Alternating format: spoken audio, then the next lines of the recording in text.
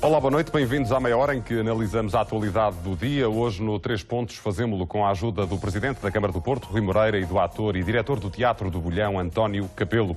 Vamos falar da carreira contributiva e fiscal do Primeiro-Ministro, que hoje foi ao Parlamento explicar aos deputados as dívidas à Segurança Social e os atrasos na entrega das declarações do IRS.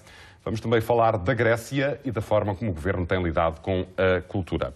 São assuntos de sobra. Boa noite a ambos. Rui Moreira, começo por si. Já aqui falamos na semana passada das dívidas fiscais do Primeiro-Ministro e a pergunta é, este é um caso pessoal, um caso político ou um caso encerrado?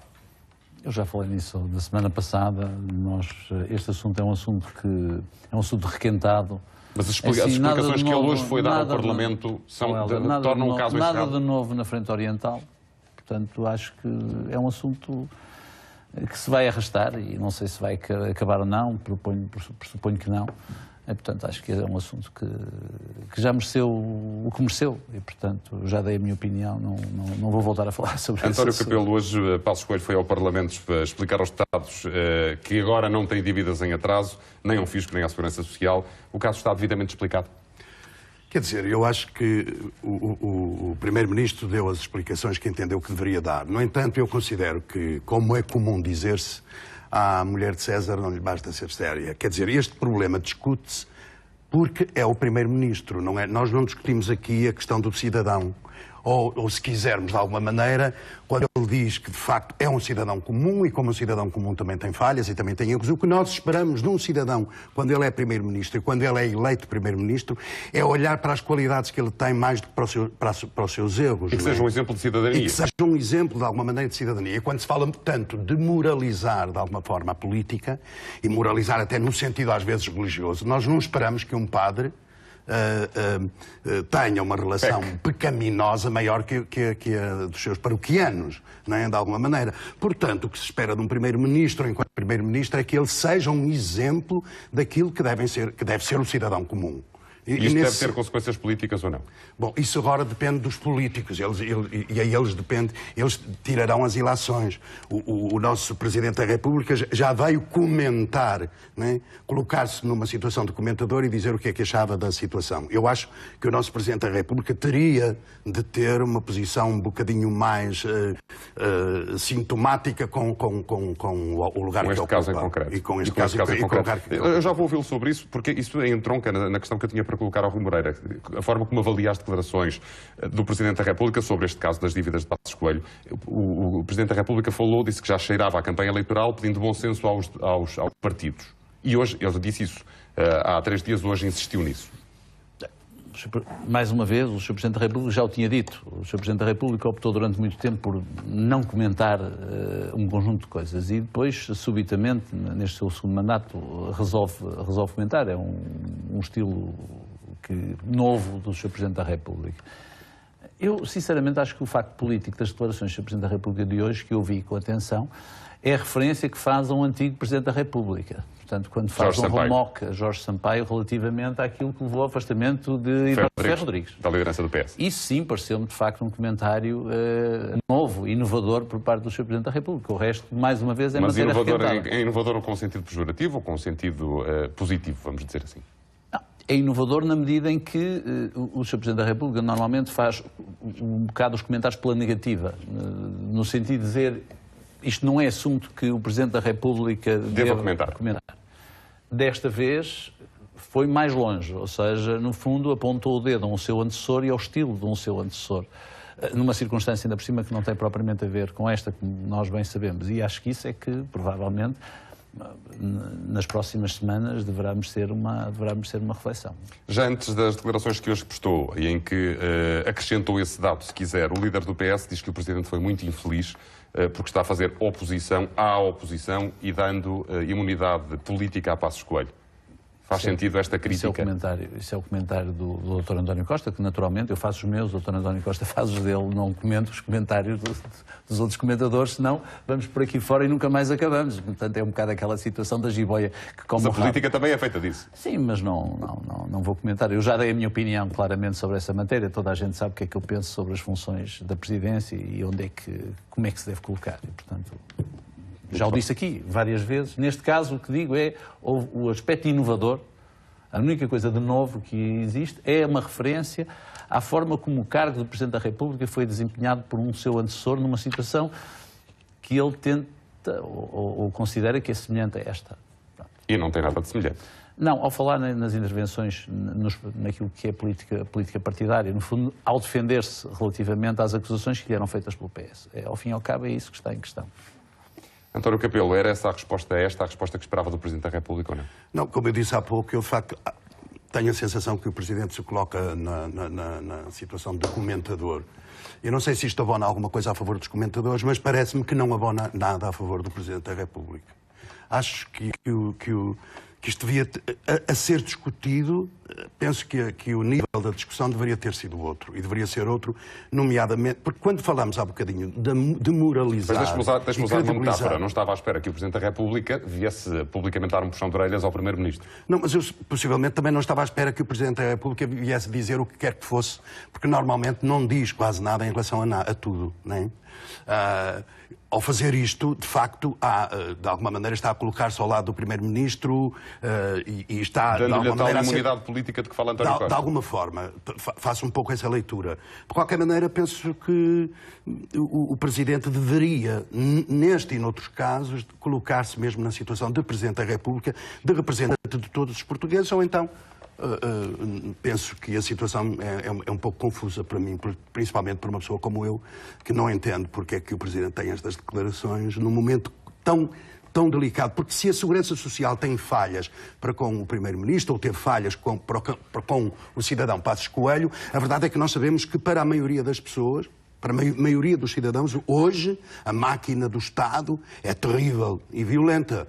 Eu sei muito bem do que falo, porque toda a minha vida profissional eu trabalhei com recibos verdes e grande parte dos meus colegas trabalham a recibos verdes, e eu sei exatamente o que é que acontece quando tens um problema na Segurança Social. Penhoram-te o ordenado, nem que tu devas só 75 €. Se tu não pagas o IVA trimestralmente a tempo, no dia seguinte tem... Claro, a máquina fiscal é terrível.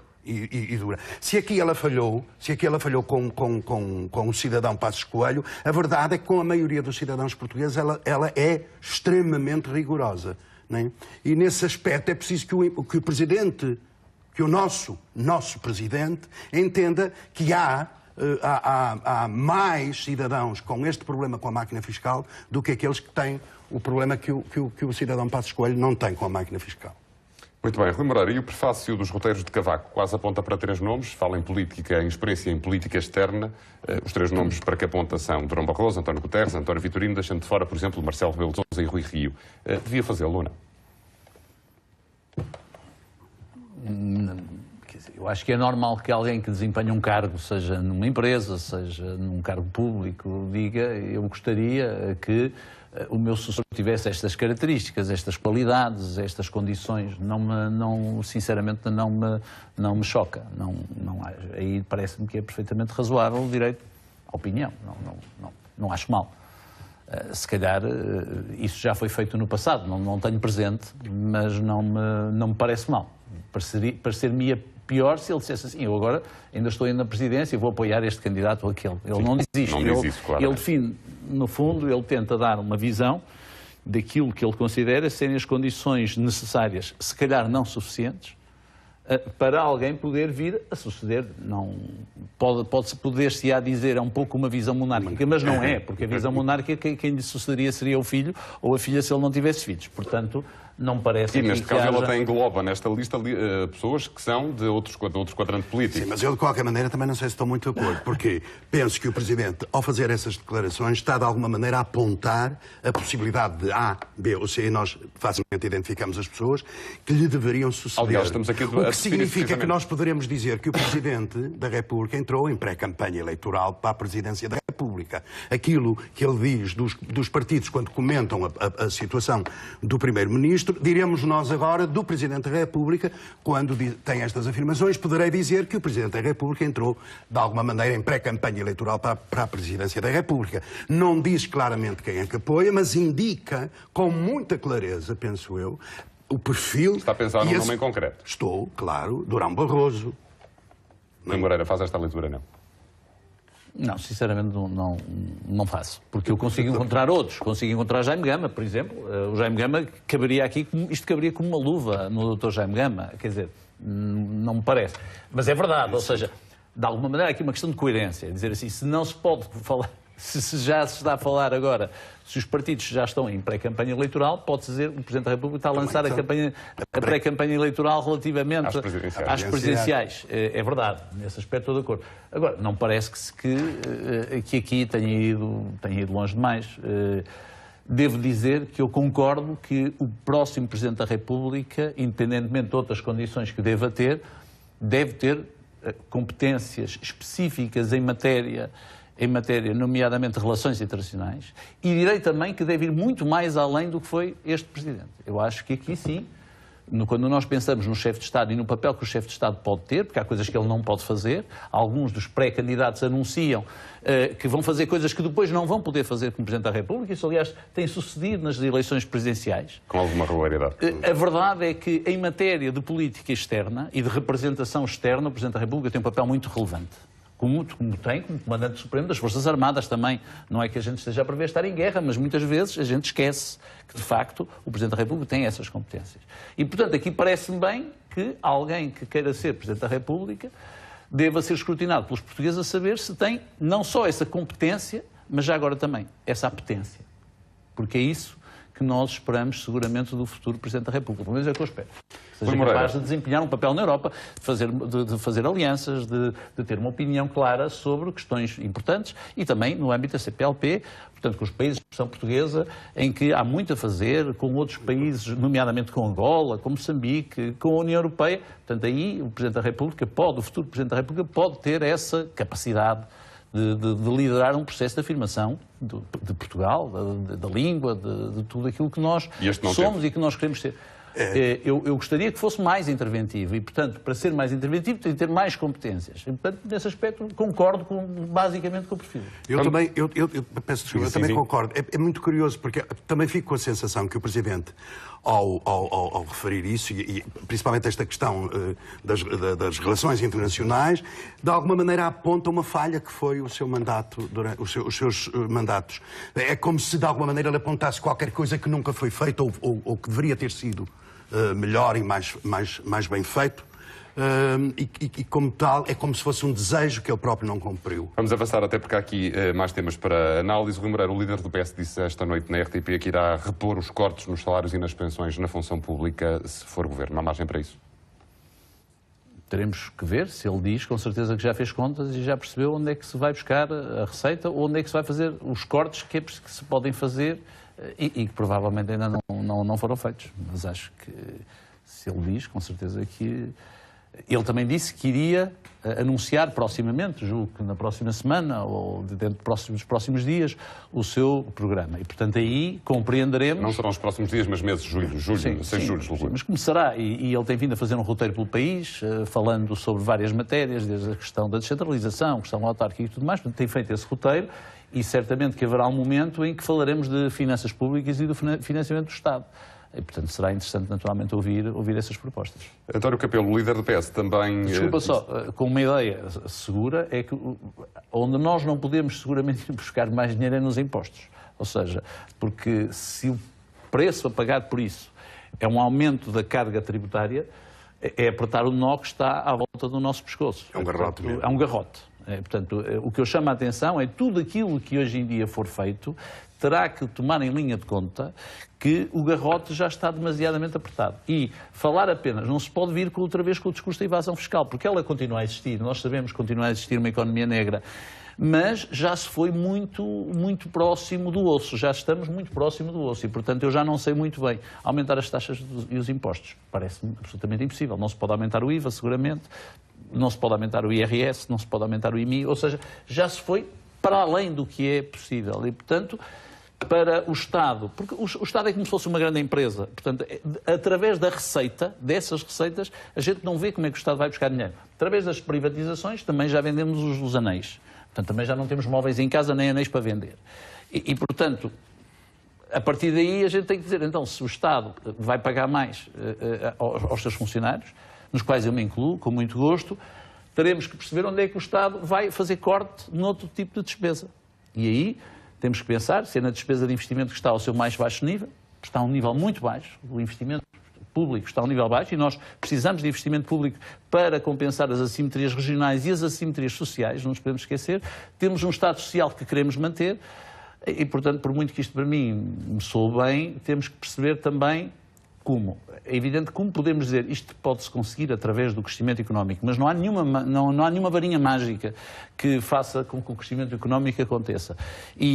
Portanto, a questão da produtividade, a questão da competitividade são questões que, apesar de tudo, vão demorar algum tempo e estamos num cenário deflacionista, portanto, enfim, teremos que ver como. Feito essa visão. Agora, acho que é uma boa expectativa, naturalmente, e regozijo-me com isso. Posso dizer alguma coisa sobre isso? Pode, e eu tenho uma questão para lhe colocar, não apenas sobre isto, mas a juntar a outra. António Costa falava, por exemplo, da hipótese de flexibilizar o Pacto de Estabilidade e Crescimento, indexando o déficit, ou os limites do déficit, assim é que é, ao crescimento económico. Se isto faz sentido ou não? Bom, primeiro, eu não percebo nada de economia. Às vezes o que me assusta a mim nos políticos é eu perceber se aquilo que eles dizem tem um valor eleitoral só e meramente um valor eleitoral, porque, à partida, quando se diz que se vai subir os ordenados e deixar de cortar nas pensões, tudo isso faz sentido na minha cabeça e na minha ideia de pensar um país e um Estado social. Tudo isso faz sentido. Agora, eu acho que nós temos de começar a exigir aos políticos qualquer coisa que vá para além deste discurso.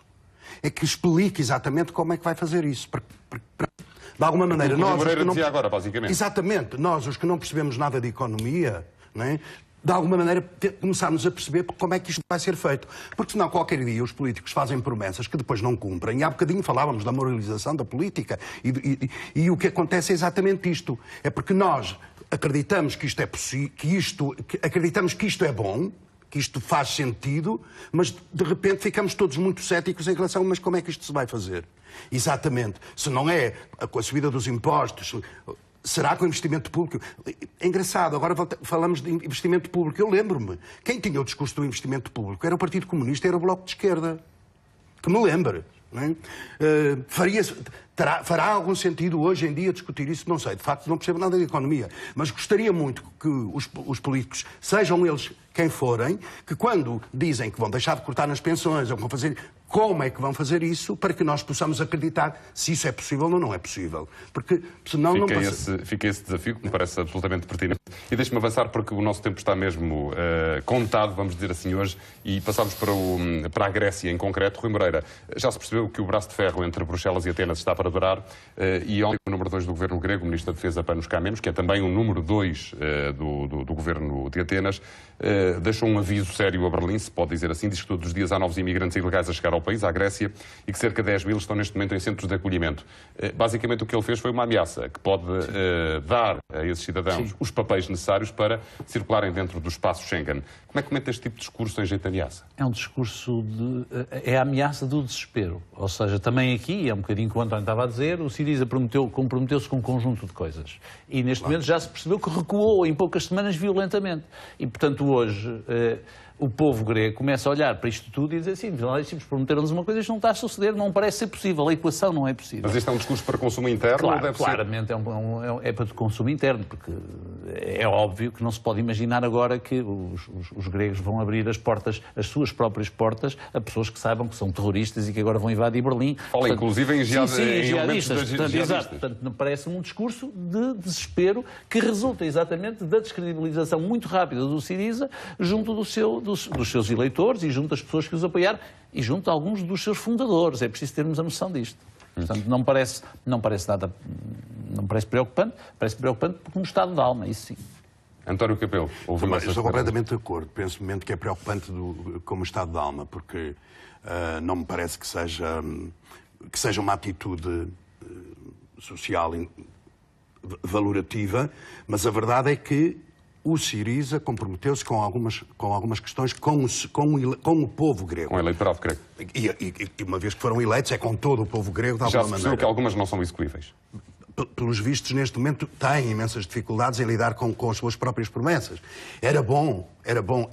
O que eu acho que aconteceu também, de alguma maneira, com esta eleição do Syriza na Grécia, se abriu, talvez, a possibilidade de poder discutir a Europa de uma outra forma, ou de se voltar a discutir algumas coisas que podem ser importantes ser discutidas na Europa.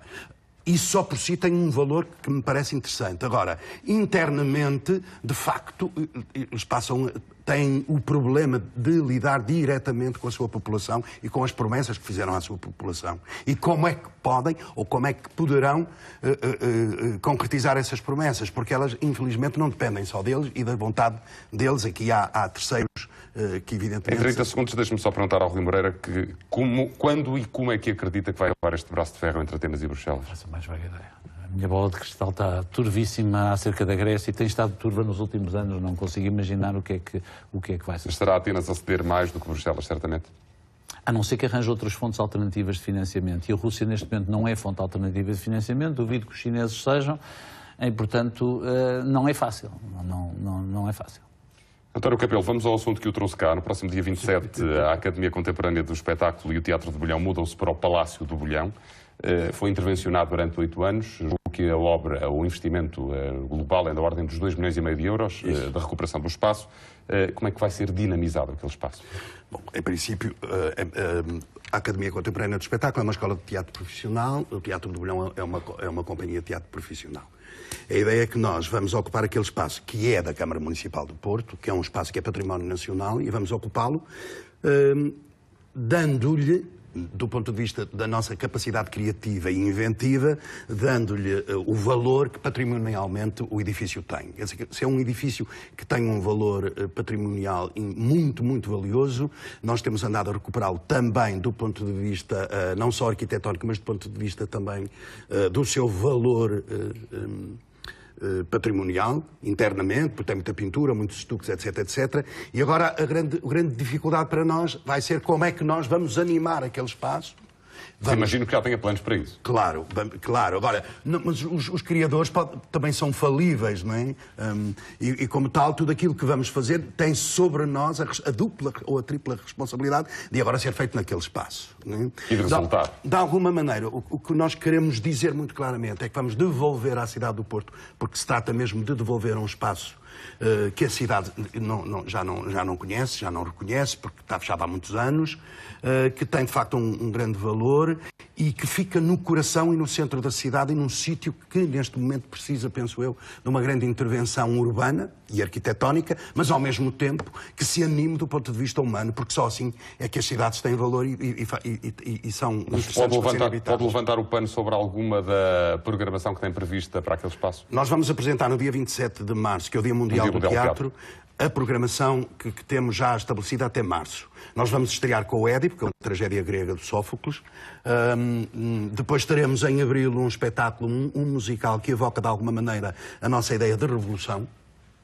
Aliás, é um espetáculo que se chama mesmo Revolução, mas a ideia é que nós possamos fazer no espaço não só programação de teatro, também temos algumas coisas ligadas à música, algumas coisas ligadas à pintura, exposições, etc., ou de fotografia, porque a ideia é que o espaço possa ser visitado não como um edifício morto, né? Mas como um edifício vivo e ativo no dia-a-dia do nosso trabalho e no dia-a-dia da nossa relação com os públicos.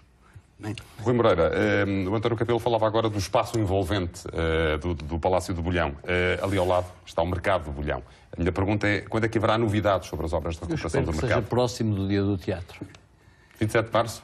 Próximo, não digo que seja nesse dia, mas próximo nas semanas seguintes haverá, com certeza. Nesse dia não será fácil, mas será seguramente nos próximos dias. Agora, o que eu queria dizer é que nós temos uma grande expectativa relativamente a isto. Quando digo nós, é os portuenses, porque estamos a falar de pessoas que todos os portuenses admiram, que têm uma grande experiência no teatro. Nós precisamos de mais teatro na cidade. Vai ser num palco fabuloso, de facto. O edifício é um edifício maravilhoso. O que foi feito com o apoio de alguns mecenas foi absolutamente notável em termos de reabilitação, e aquilo que eu espero é que os portuenses que têm mostrado esta enorme potência pelas atividades culturais na cidade, que também adiram a este projeto, que se lembrem que vamos ter ali uma casa de porta aberta de pessoas que gostam muito de teatro, gostam muito de música, que ali vão fazer também aquilo que nós acreditamos que podemos fazer, que é fazer com que a cultura seja, de facto, um pouco o cimento numa sociedade portuense que estava a precisar deste cimento, porque todas as sociedades europeias estão a precisar, num tempo de tantas dificuldades, de tantas mágoas, de tantas crispações.